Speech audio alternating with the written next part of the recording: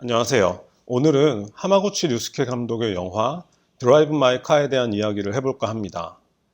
하마구치 류스케 감독은 이 영화로 아카데미 국제장편영화상을 수상했고 또 직접 쓴 각본으로 칸 영화제 각본상을 수상하기도 했습니다. 자랑은 아니지만 저는 평소 영화를 거의 보지 않기 때문에 영화 얘기보다는 영화 속의 책이 어떻게 녹아있는지에 대해 다뤄볼 예정입니다.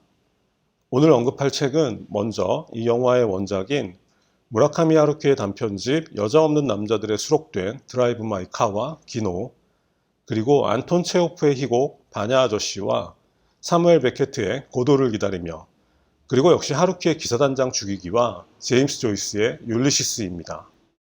세에라자드는 가볍게 언급하고 넘어가도 될 것 같습니다. 이 영상을 보실 분들이 대부분 영화 내용을 자세히 기억하실 것 같고 또 이 영화에 대한 해석 영상도 많이 보셨을 테니까 대부분 내용을 알고 있다고 전제하고 바로 본론으로 들어가겠습니다.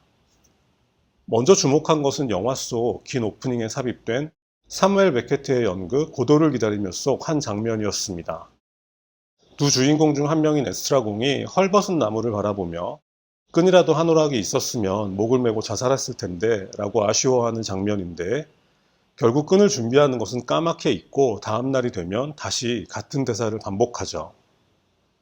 고도를 기다리며에서 제가 가장 좋아하는 장면이기도 한데요. 제가 이 장면을 좋아하는 이유는 현대인들의 모습을 한 장면으로 완벽하게 묘사한 느낌이 들었기 때문입니다. 고도를 기다리며 하면 뭔가 부조리한 이야기를 하는 작품이라 생각하기 쉽지만 그것보다는 제 생각에는 작가 사무엘 베케트가 뭔가 비현실적인 상상을 한 것이 아니라 평소 우리 모습을 관찰하고 그것을 있는 그대로 표현한 것이 아닌가 싶었기 때문인데요. 예를 들어 술자리 같은 곳에서 우리는 흔히 떠들곤 하죠. 내일 꼭 사표를 내겠다던가 내일은 꼭 그 상사놈을 혼내주겠다거나 뭐 그런 얘기들인데, 다음날이 되면 까맣게 잊고 열심히 일한 다음 저녁 술자리에서 또 같은 얘기를 반복하게 마련이죠. 사무엘 베케트나 카프카 같은 작가들은 그것을 유심히 관찰하고 작품의 소재로 삼은 것이죠.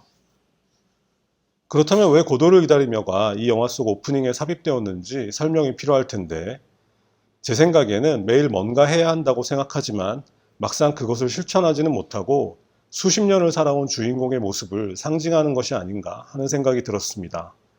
그렇다면 그것은 자기 손으로 해결해야 할 문제를 회피하고 차일피일 미뤄온 사람의 이야기겠죠.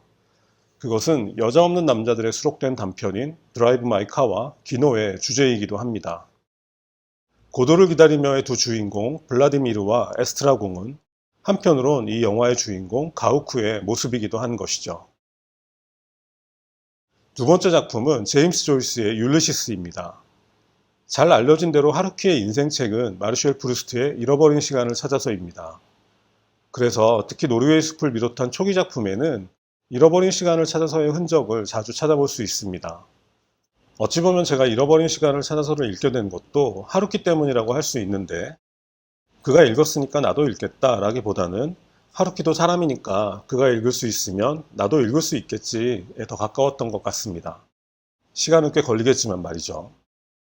그러다가 그의 작품에 율리시스의 영향이 나타난 것은 제 생각에는 2001년 발표된 해변의 카프카부터가 아니었나 싶습니다.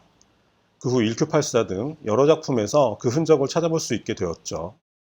어디까지나 개인적인 추측이긴 하지만 나중에 어느 에세이에서 율리시스를 언급하는 걸 보니까 시기가 그때쯤인 건 대충 맞는 것 같습니다.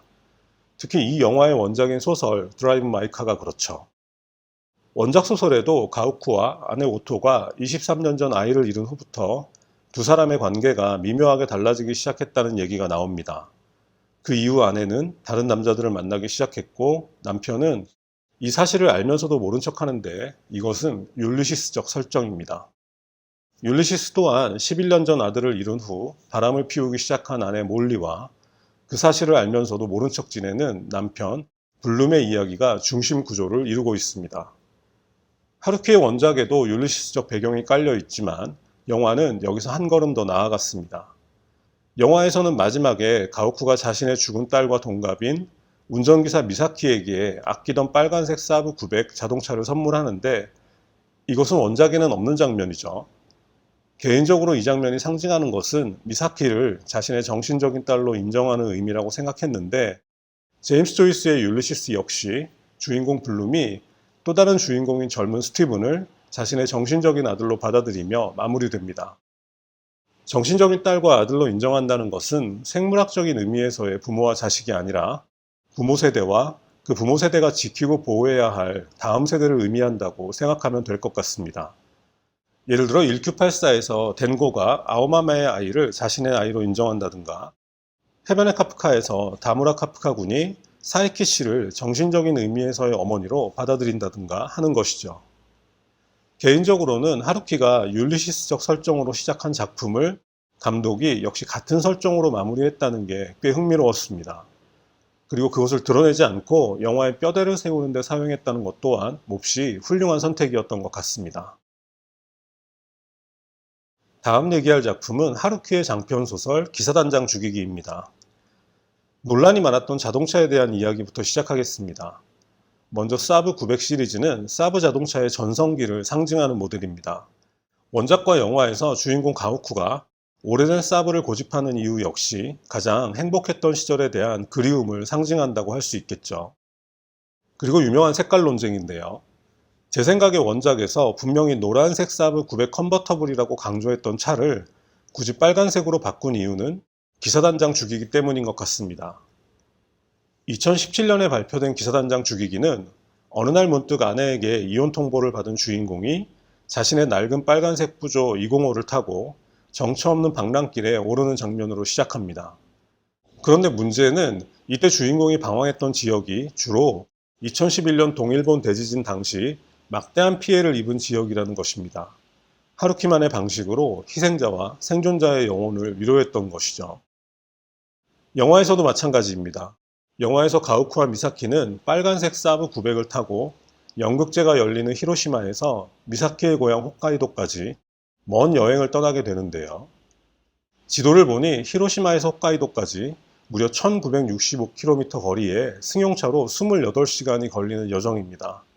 원폭 피해를 입은 히로시마에서 출발해 거의 일본 전체를 낡은 자동차로 관통하는 이 여행 역시 히로시마의 희생자들이나 상처 입은 미사키의 영혼을 비롯한 모든 고독하고 상처받은 사람들을 위한 위로의 메시지가 아닌가 싶었습니다. 이것은 물론 영화 속에서 배우들이 각자 자기 나라 언어로 연기한 바냐 아저씨의 연출 의도와도 연결된 것이겠죠. 다음 작품은 러시아 작가인 안톤 체호프의 희곡 바냐 아저씨입니다.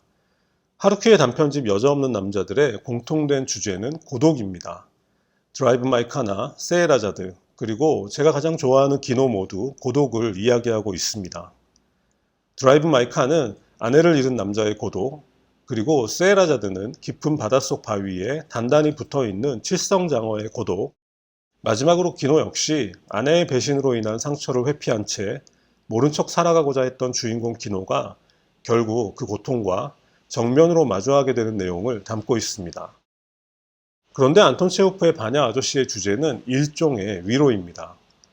여기서 일종의 위로라는 표현을 쓴 이유는 체호프의 위로 방식이 조금 색다르기 때문인데요. 그것은 조금만 견디면 모든 일이 잘 될 거야 하는 식의 전형적인 위로가 아니라 삶은 고통이고 거기에서 벗어날 방법 같은 건 없지만 하지만 그것을 외면하거나 회피하는 것이 아니라 그 고통을 인정하고 오롯이 짊어지는 방식으로 우리는 우리에게 주어진 운명을 살아낼 수 있다는 메시지를 담고 있기 때문입니다. 일종의 실존적 위로인 것이죠. 조금 전 말씀드린 대로 드라이브 마이 카의 가오쿠나 기노의 주인공 기노는 고독한 사람들입니다. 가오쿠는 딸을 잃은 후 상실감으로 고통받는 아내와 솔직한 대화를 나누지 못했고, 기노는 아내와 친했던 직장 동료의 불륜이라는 충격적인 진실을 외면해버렸습니다. 연극 속에서 소냐는 이렇게 얘기합니다. 바냐 아저씨, 사는 거예요. 길고 긴 낮과 오랜 밤들을 살아나가요. 운명이 우리에게 주는 시련들을 참아내요. 지금도 늙은 후에도 쉬지 말고 다른 사람들을 위해 일해요. 그리고 우리의 시간이 찾아와 조용히 죽어 무덤에 가면 얘기해요. 얼마나 힘들었는지, 얼마나 울었는지, 얼마나 괴로웠는지 하느님이 가엾게 여기시겠죠. 대부분의 관객들이 가장 인상 깊었던 장면으로 꼽는 이 장면에서 소냐가 말하고자 하는 것은 분명합니다. 우리에게 주어진 운명을 회피하지 말고 살아가자는 것이죠. 그리고 그것은 바냐 아저씨나 소냐처럼 고통의 운명을 타고난 사람들이 서로 손을 잡을 때 가능할 것입니다. 서로 다른 언어로 연기하는 배우들이 시간을 들여 서로의 대사와 호흡을 확인하고 그리고 조금씩 감정을 실어 교감을 나누는 것은 각자의 운명을 타고난 개인들의 유대가 어떤 방식으로 가능할지에 대해 감독이 제시하는 대안인 것 같습니다. 마지막으로 영화 속 가우프의 마지막 대사로 등장하는 기노의 문장을 언급할까 합니다. 앞서 말씀드린 것처럼 주인공 기노는 아내의 불륜 현장을 목격하고 곧바로 집을 나와 주택가 좁은 골목길에 기노라는 이름의 작은 바를 엽니다. 그곳에서 책을 읽고 음악을 들으며 혼자만의 시간을 보내게 되죠. 시간이 지나자 그의 작은 가게를 좋아하는 어린 고양이도 찾아왔고 그 뒤를 이어 손님들도 하나둘 찾기 시작합니다. 그리고 그는 새로운 생활에 어느 정도 만족한다고 생각했습니다. 하지만 어느 날부터 고양이의 모습이 보이지 않게 되고 그리고 뱀들이 나타납니다. 그리고 누군가의 경고를 듣고 떠난 도피 여행 중 허름한 호텔에 머물던 그는 모두가 잠든 새벽에 방문을 두드리는 노크 소리에 눈을 뜹니다. 기노는 이 시간에 문을 두드리는 존재가 누구인지 알고 있습니다.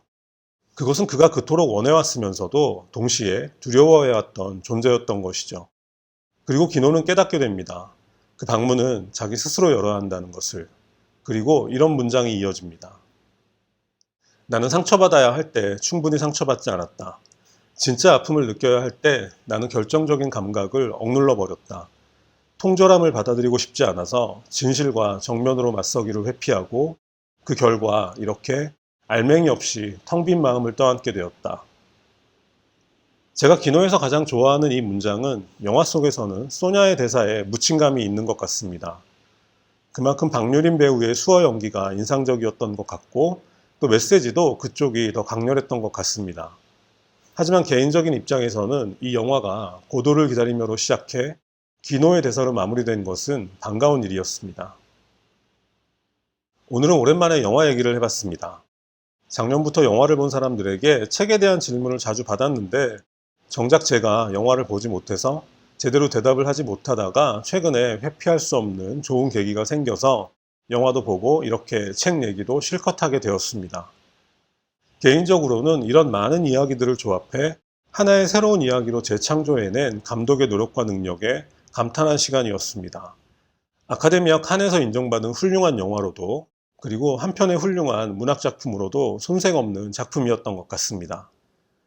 부족한 얘기 들어주셔서 고맙습니다. 오늘은 여기까지 하겠습니다. 감사합니다.